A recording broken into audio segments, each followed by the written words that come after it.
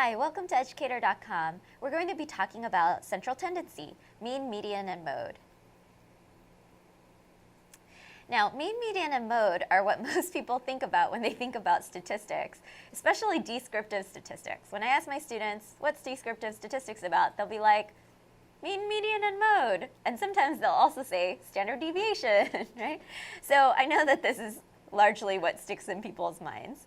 All right. So we're going to be talking about these three measures of central tendency. Then we're going to spend a little bit more time on mean. We're going to review the summation symbol, sigma,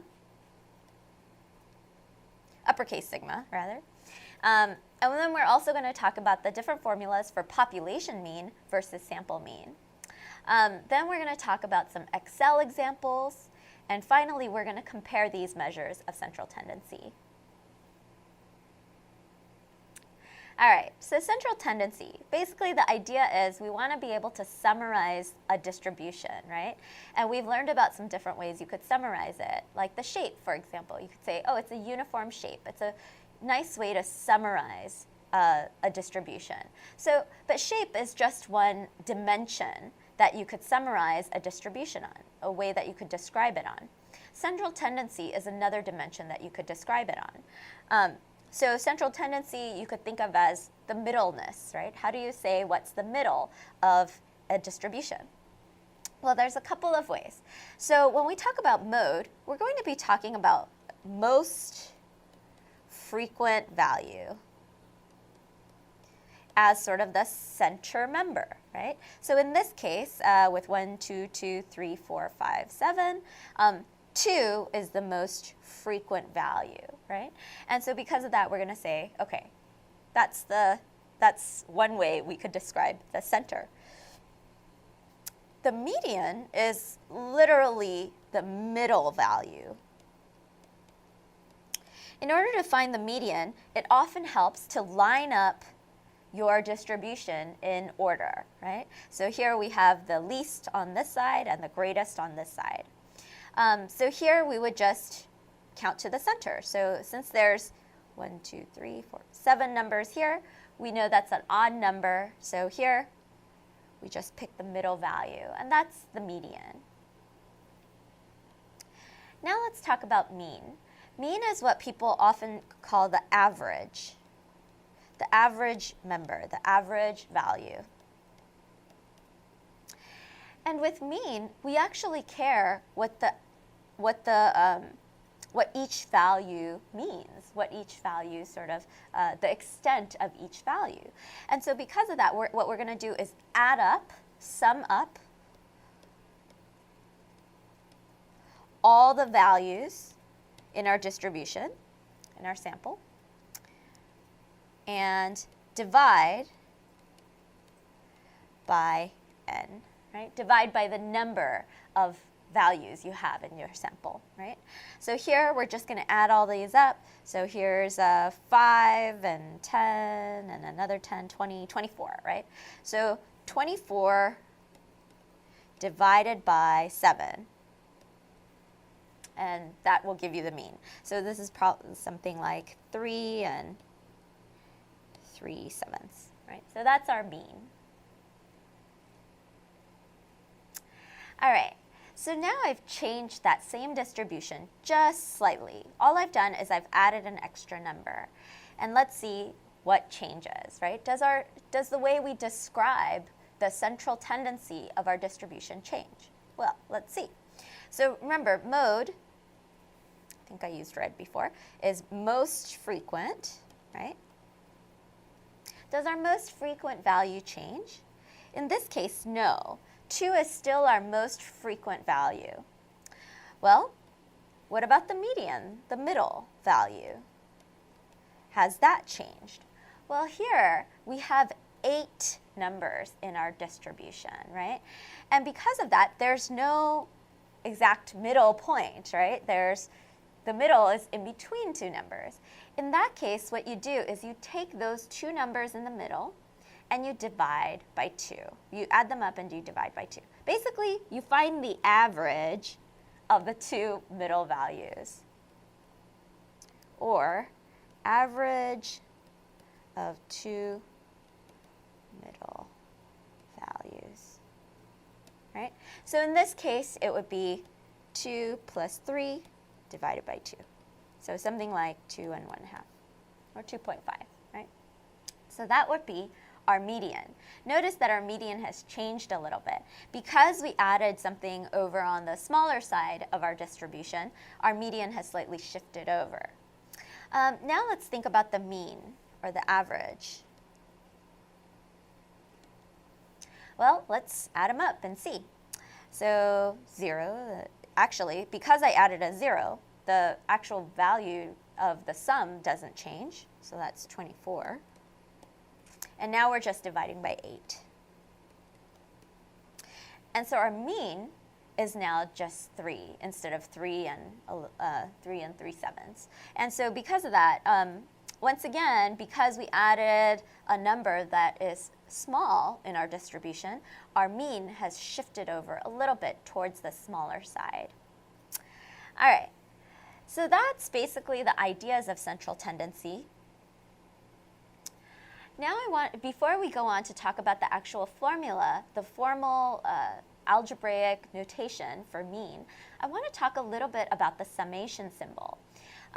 So what we want is some kind of symbol that will tell us, add up all the numbers. I don't care how many numbers you have, add them all up, right? So it would be nice if we had a symbol that could do that, right? So here's the summation symbol. It looks like that. Sigma, uppercase sigma.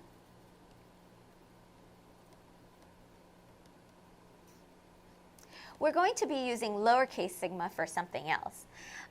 So uppercase sigma, and usually people will write some sort of variable here to represent, okay, which variable set you want to take from, right? So add up all of age, right? So if it's age, and I represent that with the letter A, so if, let's say, A equals age, right? And I want to get the average age, right? Then maybe I'll put A here, right? So sum up all of A, right? Sometimes the summation symbol is written like this. Implicitly, there's always a little more detail that sometimes they don't show you or you can't see, right? So here's often what's hidden underlying this. Usually, this is saying, add up everybody in your set A. Take them all the way from I, the index, from the first one, right, I equals 1, all the way to the last one in your set. And remember, how many are in our set is usually represented by n, right? So from 1 all the way to n, so 1, 2, 3, 4, 5, 6, 7, all the way to n, whatever n is, add up A, right? And so here we're going to put a little A sub I. This means this. Okay, so here A is age. And let's say A is actually the set, 5, 10, and 15, right? Here's the corresponding I, 1, 2, and 3, right? So what the summation symbol is telling us is for I equals 1, for this one that this index points to, add up A sub I, right? A sub I, the first A. Then add to it A sub 2, which is 10. Then add to it A sub 3, which is 15, right? And so that's how the summation symbol works, all the way up to n. N in this case is 3 because there's 3 numbers in our set, right? Let's do one more example. So here's my summation symbol. And now I'm going to say add up x, right? And let's say x is number of books read this summer, right? Whatever, right? And x is going to be 2, 4, 6, 8, 10, right? Well, we know that implicitly it's saying go from I sub 1 all the way to n n in this case is 5, right? That's 5. And I'll write the I here. So this is I sub 1, I sub 2, I sub 3, 4, not I sub, x sub 1, x sub 2, x sub 3, x sub 4, x sub 5, right? So here, this is telling us, go all the way from x sub 1 to x sub 5 and add them all up, right? So this is just a formal way to tell, a formal algebraic notation to say, add up all the numbers in your set, no matter how big or small your set is, all right?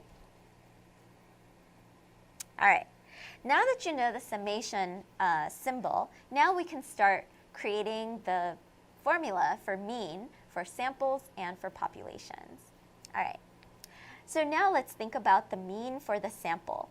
The mean of the sample is always represented by the number x, by the symbol x bar. Now, how do we calculate x bar? Well, we have to add up all the numbers in our set and divide by the number of items in our set, right? We know that that number of items is n, right? And we could use our summation symbol, right? Doesn't have to have these little feet, but you can. We know that it's the summation symbol for all of x, right? So this is one way that you could write it, and that's a very simple way. And it's implicit that it's telling you go from I equals 1 all the way to n. But just for our purposes, I'm just going to put in the hidden stuff just to show you as well. So it's really implicitly saying go from I equals 1 all the way up to n, however many n is. And because of that, add up each x sub I, x sub 1, x sub 2, x sub 3, all the way to n, right? So that's one way that you could see it. But you don't need all this complicated stuff. That's sort of optional. All right. Now, if you had the population of the world, like, so if you had the distribution of the actual population, which is almost impossible to get, but let's say for some reason you wanted to write a formula for it, and actually you do want to write a formula for it because it's going to be handy later on. How would we write the formula for that? Well, for population, we don't call the population mean x bar. Instead, we call it mu. Right? So our population mean is called mu. And here, we want to add up all of the x's, but here we use an uppercase X because we're saying draw now from the population distribution. And instead of a lowercase n, we're going to write uppercase n because uppercase n means all of the, how many values you have in your population, not just your sample, lowercase n. And I'm going to put in the invisible stuff, go from uppercase x sub 1 all the way up to big N, right? And here I'm going to put that index, right? So there you have it. This is the population formula, and this is the sample formula. And although there's some slight differences in notation, for instance, here we use the Greek letter, here we use the Roman letter, here we use uppercase, here we use lowercase, right? Except for I just means index. It just means like a little counter or pointer to each thing in the set at a time. So I is like, you could use J or whatever you want, but we usually I for index. So other than those little characteristics, the meaning is the same. It just means add up all of the values in your set and divide by however many you have in your set.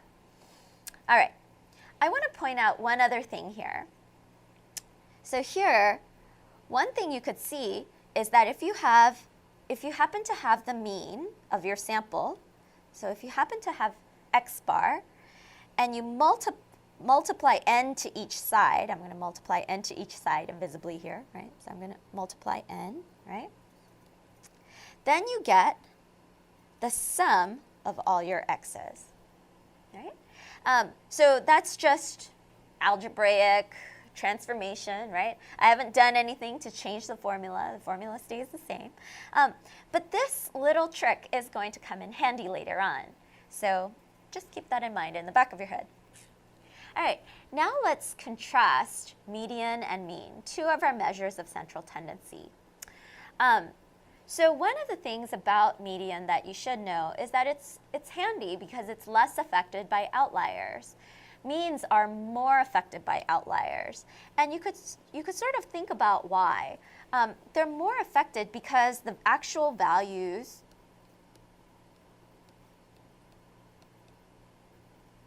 the actual extent of the values matter, right? So if you have a very large number, that value, exactly how much that value is, it gets added in, right? And so because of that, means are more affected by outliers or extreme scores. Medians are less affected. So even if you add in one extreme score, it doesn't usually change the median by too much. All right. Now let's talk about the relationship between the parameter mean, and the statistic mean, or the parameter median and the statistic median. The sample mean, or X bar, is actually the best predictor of the population mean, or mu, right? Usually in medians, though, we don't usually use the median of a sample, which is not very many people use this, but this is the median of a sample, right?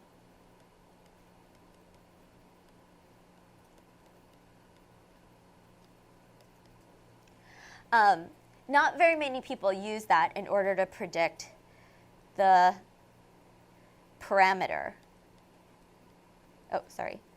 Median of the population, right?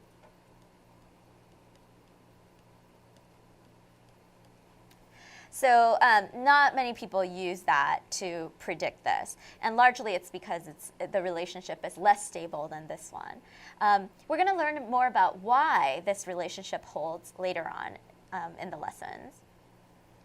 Now, different types of measurements will it'll be better to use median or mean for different types of measurements. For mean, usually you want to use any type of measurements that are either ratio or also interval. Those are going to be best for using mean as an indicator of central tendency. Median is best for measurements that are ordinal. Now, for nominal measurements, median and mean both don't mean very much. For nominal measurements, you want to use mode. All right, so which distributions do you want to use this with? So median is most frequently used for for describing the center of skewed distributions. So that's sort of what you want to think about when you think of median. When you think of mean, this can be used for lots of distributions, but for skewed distributions, the mean will be a little bit off, right? So for all others. But mean is going to be pretty flexible for us, so we're going to be using that quite a bit. All right, now let's move on to an example. So sometimes people think, oh, mean, median, and mode, I got it. It's super easy. It's true. It's very easy to calculate. But then there are going to be problems that don't necessarily ask you just to straight up calculate the mean, median, and mode, but ask you to sort of think about it more flexibly. And here's an example of that. So there were 9 people in a room who made an average salary of $40,000 per year. When someone walks in who makes $84,000 per year, what happens to the mean? Now here, you don't know each individual salary of these 9 people. All you know is that their average is $40K, right? And then you know that somebody else will walk in who makes $84K, right? So can you calculate the new mean of the 10 people in this room? Yes, you can. Here's how. So the previous mean the previous mean of this sample, I'll call it x bar, was 40K. Right? So I'll just write 40 for now, and later we'll have to add in that K. So $40,000. Now, since there were 9 people in the room, right? So there were 9 people. What we don't know is this, right? So I going from 1 all the way to 9, right? What we don't know is the sum, right? That sum up there. But we do know that the average ends up being 40 for these 9 people. Now remember, there's that little, just that algebraic transformation I could do. I can multiply both sides by n and get the value of this. I don't know each individual value, but I know what the value of it is, all added up. So if I do 40 times 9, then I get the sum of my, for 9, right? So I get that sum automatically. Now, in order to get the sum, or to get the mean for everybody in the room, right? So this is going to be my x bar for the 9 people. What about my x bar for all 10 people, all 10 new people? What I need is the sum of all 9 of my people, right?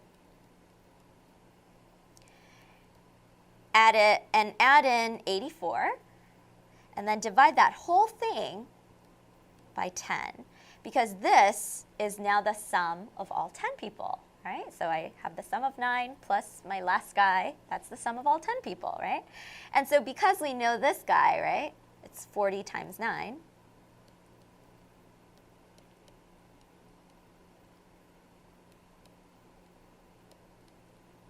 and then divide that all by 10. So I'm just going to use just a random little Excel sheet to help me do this calculation. All right. So you could do this on a calculator. You could do it in your head. So here's 40 times 9 plus 84. All divided by 10, right? So I get 44.4. So my new mean is 44.4, right? So before our mean was 40K, now it's 44.4K, right? So that's our new mean. So this is what I mean by it's not just a straightforward calculation of the mean. They sort of want you to think about what the mean is made up of, right? It's sort of made up of 2 pieces, the sum of all the values, and it's divided by n, right? So it's those sort of 2 pieces, right? Can you sort of play with those 2 pieces? All right. So here is another example.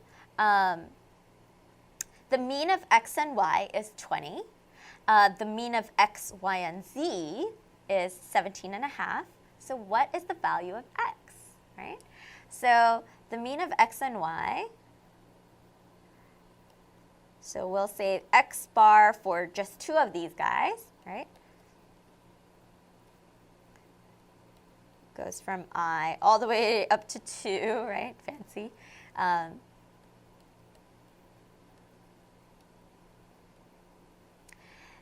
That equals 20, all right? But the x bar of sub 3, so of all 3 of those values, is I goes from 1 all the way to 3, x sub I over 3, right? This is 17.5, all right? Now, in order to get this, it would be nice to know what the actual we would need x plus y, right? X plus y plus z, right? Divided by 3 equals 17.5. We actually have x plus y, right? Because this is actually x plus y, right? And so that is simply, so x plus y equals 20 times 2. I'm just going to multiply 2 on each side. get 40, right? So we already have x plus y. So I'll put in my 40 plus z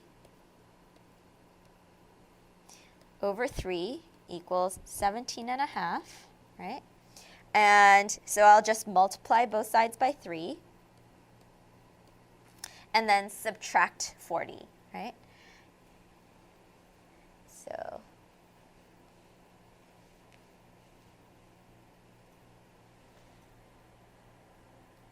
all right, so I'll just do that here. 17.5 times 3, right? And then I'm going to subtract 40. So that's 12.5. So z comes out to 12.5, or 12 and a half. And that makes sense because here, when it was just x and y, the mean was higher. When you added z in, the mean became lower, so we know that, oh, z must have been something low to sort of drag down the mean, and it is indeed 12.5. All right. So next, it says the average number of calories in a BK burger off their 15-burger menu is 700 calories. The average number of calories of the 12 burgers on the McDonald's burger menu is 670. What is the average calorie count when combining across BK and McDonald's menus? So here what we could do is get the sum, right, of the BK calories and the sum of all the McDonald's calories, and then divide by the total number of burgers when we combine across their menus, right? And so for the BK burger menu, it's 15 burgers, and each are 700 calories. Well, they're an average of 700 calories. So 700 times 15 should give us sort of the summed up number of calories, right? And then let's add that to the sum of all the McDonald's calories. So 670 times 12. Right? And then to get the average, so we've added all the calories up. To get the average, we want to divide by the number of total burgers we're talking about now, which is 15 plus 12, right? And so that's going to be, remember, you could always do it in your head and on paper, on calculator, whatever you want. I'm just going to do it on Excel just to show you. So you need to make sure about your parentheses. So 700 times 15, although it knows order of operations. So plus 670 times 12, right? And that's all in the numerator, right? All divided by 27. 15 plus 12. All right, so that is 600, what was it? Whoops. Something and 2/3. I forgot. I can't keep this up at the same time as this. So 686 and 2/3. 686 and 2/3. So that's the average number of calories for when we average across all the burgers on both Burger King and McDonald's menus. All right, so here's example 4. It says, create an example set where n equals 5, where the median is greater than the mean. Modify that set so that the mean is then greater than the median. All right, so let's start off by just putting down 5 slots, right? And so basically, we're looking for the median here, right? So that whatever that is going to be the median, right? But we want the mean to fall somewhere down here, right? And in order to pull that mean downward, what we would do is simply create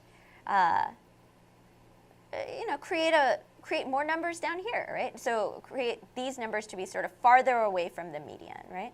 So let's make them 0, 0, and we'll make this 5, right? To sort of make that distance farther. And then we'll make these 6 and 7, right? So the median is really easy. We already have it. It's 5. It's in the middle, right? But what is the mean? Well, let's add these up and divide by 5. So 5 plus 6, 11, 7 plus 7 is 18. So 18 divided by 5 is going to be 3 and 3/5, right? So 3 and 3/5 are 3.6. And that is going to fall below 5, right? So here we have the median being greater than the mean. So 5 is greater than 3.35. Now let's modify that set so that the mean is greater than the median now. So what I would do is I just think about the mean as being more influenced by the actual little numbers in here, right? So I could probably keep a lot of these the same, but all I'd want to do is sort of like really weight down one side. So now if I do that, let's see what happens. The median obviously doesn't change, right? But let's see what happens to the mean. Does the mean change? So 11 plus 20 is 31 divided by 5. So now that's going to be 6 and 1/5, or 6.2, right? And here we see, oh, now the mean is greater than the median. So all you have to do is sort of, wherever you want your mean to be, you want to sort of weight one side or the other, right? And here, this is sort of a skewed,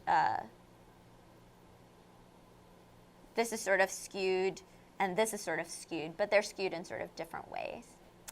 All right, so that's the end of central tendency. Thanks for joining us on educator.com.